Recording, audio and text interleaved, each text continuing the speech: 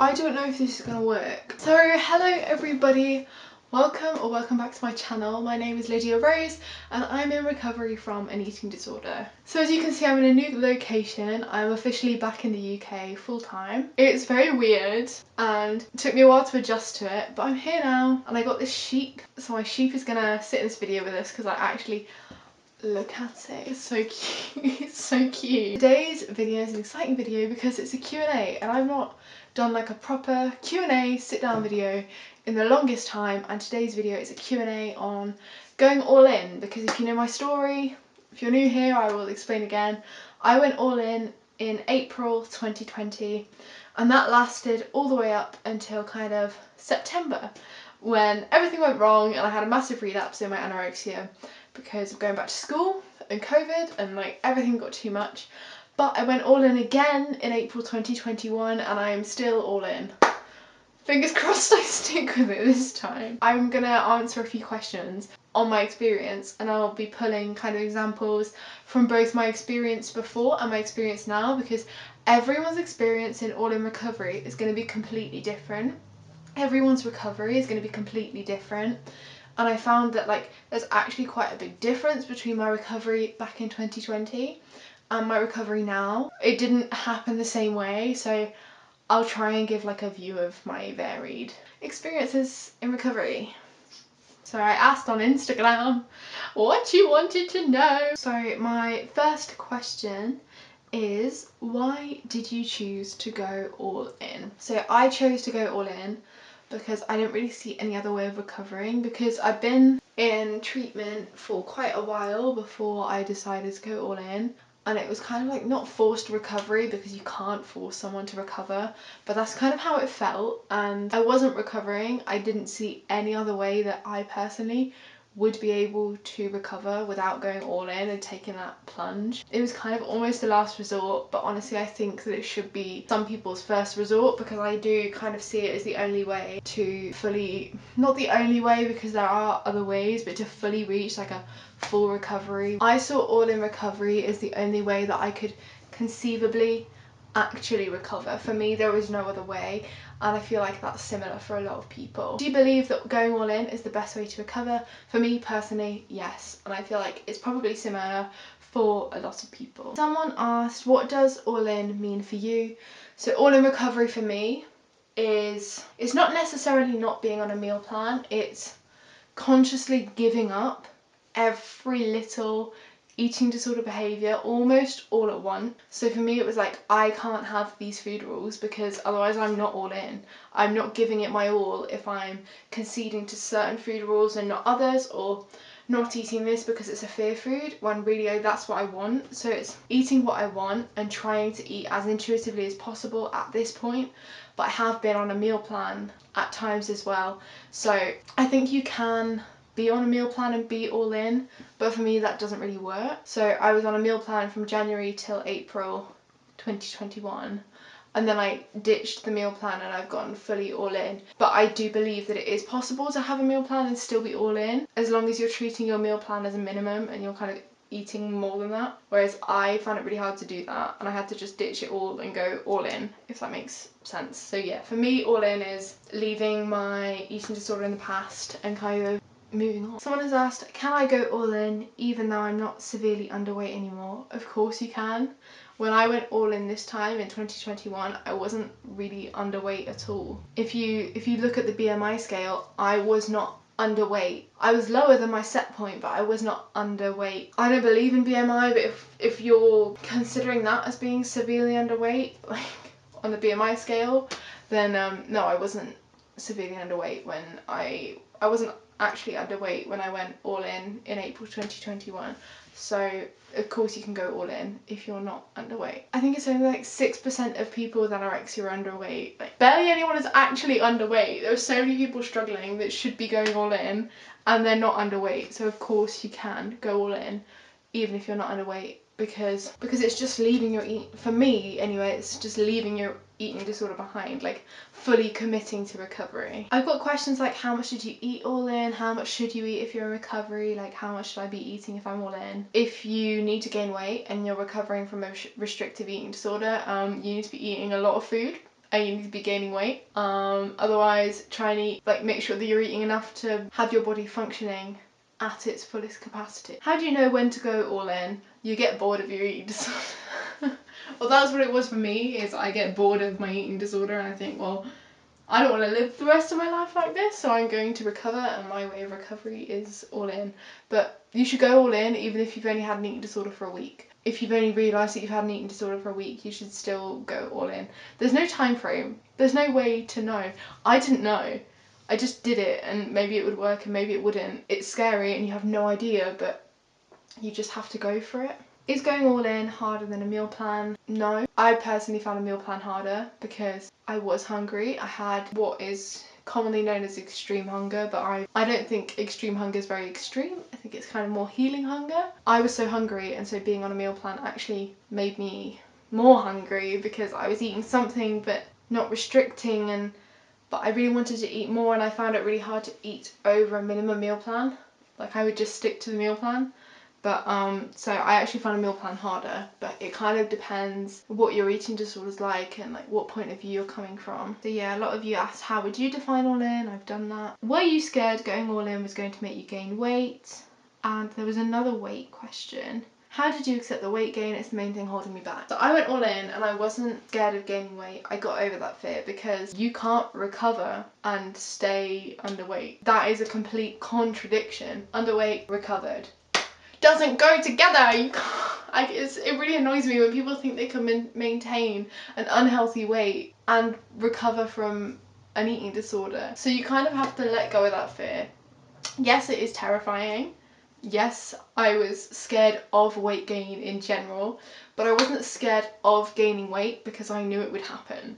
There's no like, oh, maybe I won't gain weight. It was, I'm gonna gain weight and I have to accept that. So you kind of almost have to accept that you're going to gain weight before you recover, before you start recovery. Otherwise you're not actually in recovery if you can't accept the fact that you have to gain weight. So I don't know, maybe that came across as really aggressive, but that's how I take it anyway. My biggest tip for that is, like, look at it this way. You've spent your, like, however much of your life really unhappy. Whether it's been 2 months, a year, 5 years, 20 years, you've spent that time really unhappy at a low weight. That weight that you gain, you're not only gaining weight, you're gaining the happiness that you've not had, you're gaining the life that you've not had, you're gaining friends, closer relationships with family, happiness, again, just more and more and more happiness. Just, you're gaining yourself back. And I feel like that's so important, is that you realise that it's not just weight you're gaining. You don't just gain weight and be recovered, because again, you can be a healthy weight and not recovered. You can be at your set point weight and not recovered. You can be at your happy weight where your body's happiest,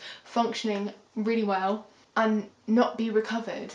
Like, I feel like weight shouldn't come into it, but you also can't expect to fully recover and stay at your sick weight. It just does not happen. It's just not a thing. So yeah, my biggest tip is to accept that you're going to gain weight and try not to be scared of it. It's terrifying because it's going against everything that you've conditioned your brain to think, but it is necessary. So see it as necessary weight gain that comes with a whole bunch of benefits that you're not getting right now. How are you going to get through university? How do you think you're going to cope at uni? Like, what's your plan? My plan is this. I have prepared. My granddad has made me a map of Bristol University. It is so lovely. I really, really appreciate it. But there's my preparation. Obviously, I'm preparing like any normal person would prepare for university.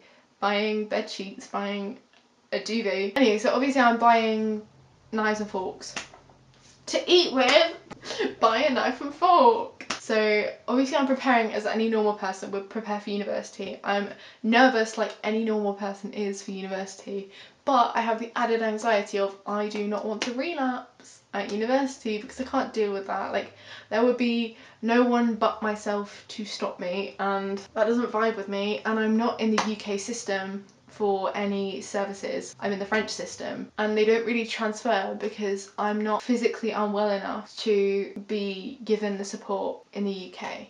I have been extremely lucky with the room that I've been given at university because I did put down medical reasoning for the room that I needed and got letters off my doctor and everything. So that's my biggest tip for anyone preparing for uni. Obviously you can't do this right now, but my biggest tip would be to, when it comes to why you need a certain room, make sure that you put that down on the application, like don't be embarrassed about it. So I've asked for, and I have received, a catered ensuite room, which was my main request, was that I needed that. I've received a lovely one and I'm extremely grateful, but that was the basic of what I needed. So obviously I'm going catering because I just don't feel like I can do a food shop every week for myself and buy enough food. I find that really, really challenging because I think, oh no, I don't need, like, I just find food shopping really challenging. That's kind of one of my biggest challenges. I can go in and buy a snack, but I just can't shop for myself for a week. I'm not the best at it. And so that was quite daunting for me when it came to food shopping every week, and also trying to recover, and also being in a completely new place, and also being in a new country where I don't know what's in the supermarkets really anymore.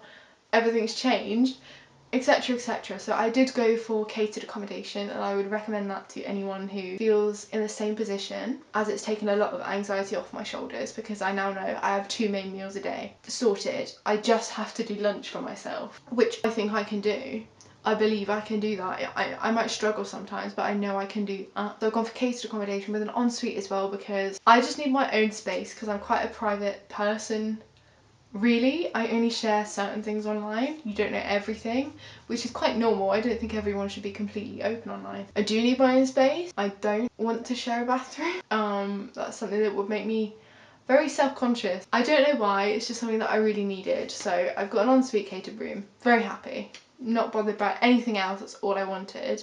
So that's the way I'm preparing. I also have a kind of maintenance meal plan that if I'm really, really struggling, I can fall back onto it really easily, and you can fit lots of things into it because it's like 2 carbs, 1 protein, and like I know what fits into that. And so if I'm feeling overwhelmed and feeling like I don't know how much a normal person eats, I can fall back to that. Beets I would use if I was really struggling at whatever point. So I've also got like a few family friends in the area that I'm going to go and meet in advance before I get to university because I don't know them that well, but they've struggled themselves, so I can go there as a kind of refuge. And all in all, I'm trying to be more independent anyway because I'm not with my parents anymore, I'm with my grandparents, which automatically kind of gives me more. If you weren't hospitalised, did you ever feel guilty about not going, and how did you deal with it? I was hospitalised a couple of times, but not for long periods of time, and that does play on my mind because no, I wasn't in hospital for 9 months. I was in hospital for 2 months overall. Like, I just wasn't there very long.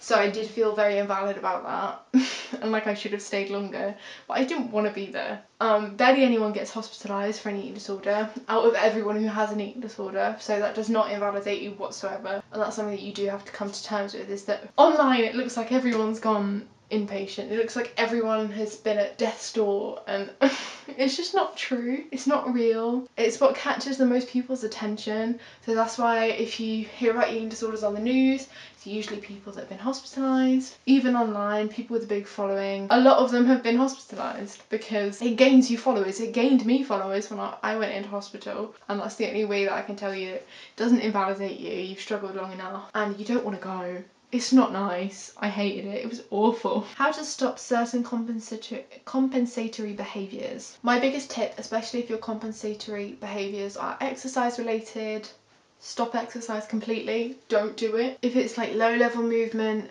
I did this thing that helped me stop it, which was just lying down for 5 minutes, not moving. And when nothing bad happened, whoa, I'm okay. Or if you have a certain step count goal, turn off the step counter, get rid of it, you can. And if it's just like, oh, I can only have one nice snack like 1 calorie dense snack every day, or saving up calories and things, it's really just like rewiring your brain. So my biggest tip would be to do opposite actions. So have 2 big snacks every day, or 3 big snacks every day, or 4, or just snack all day. What point in recovery did I start exercising? For me, obviously, so I stopped exercising from January until March, and then as I went all in, I started exercising again.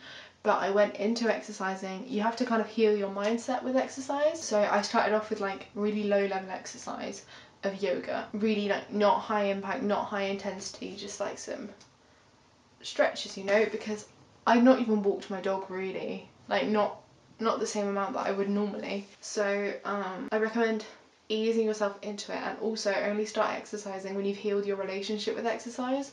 So like, I do not go into exercise now with the mindset of I'm burning calories, I'm losing weight, I have to do this, this is an obligation.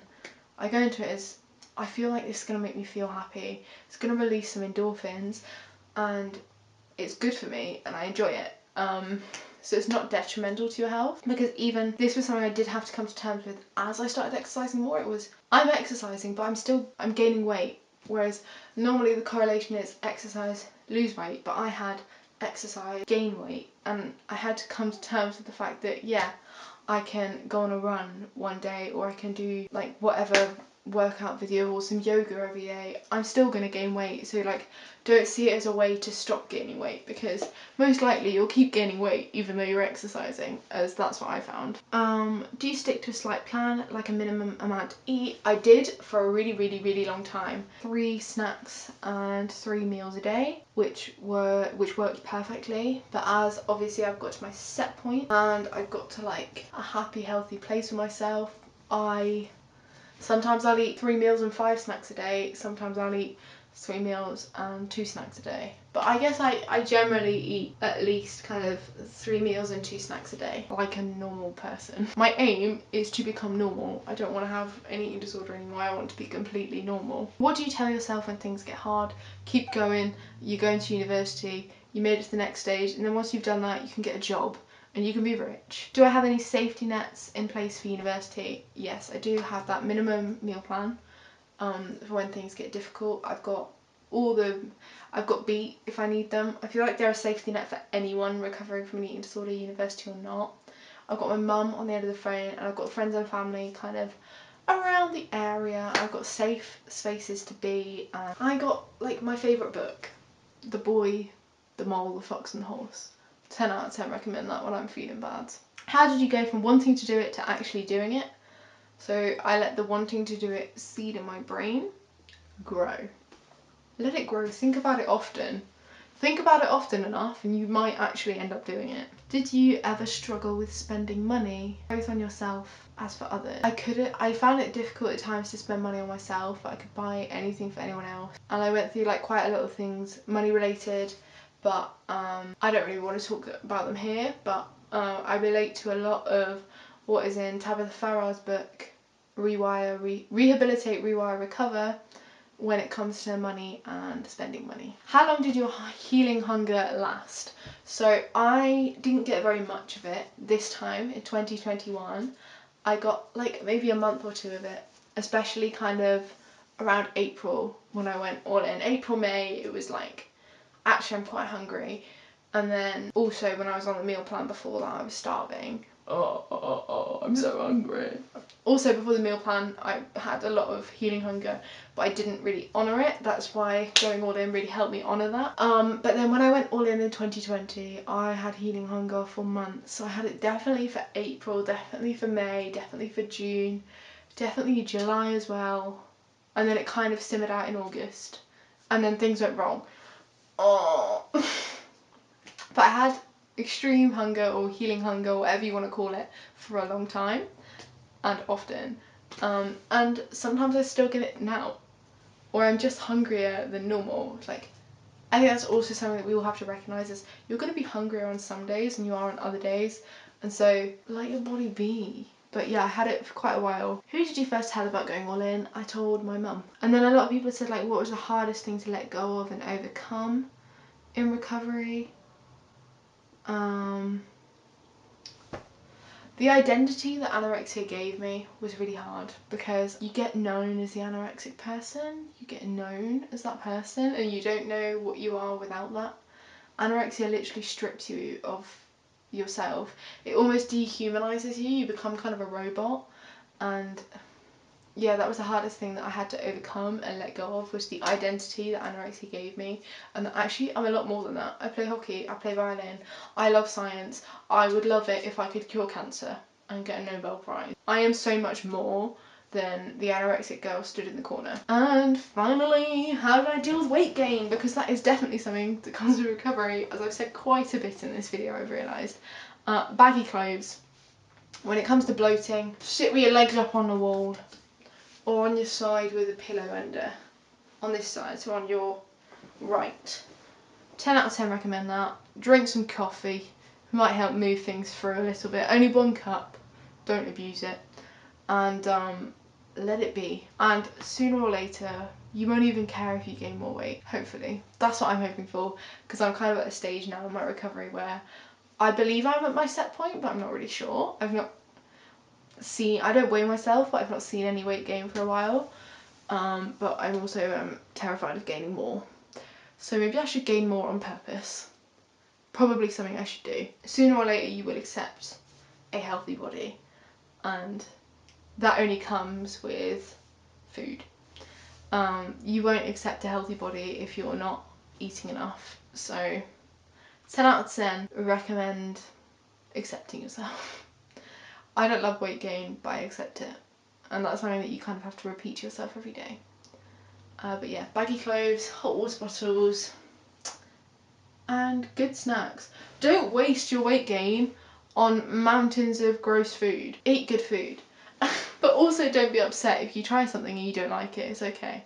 But yeah, those are my tips. If you did enjoy this video, please feel free to like and subscribe for more. I've really enjoyed having you here.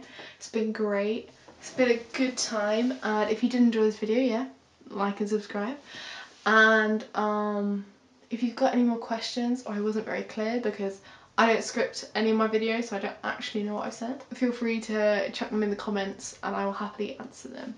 But yeah, see you next week. See you next week.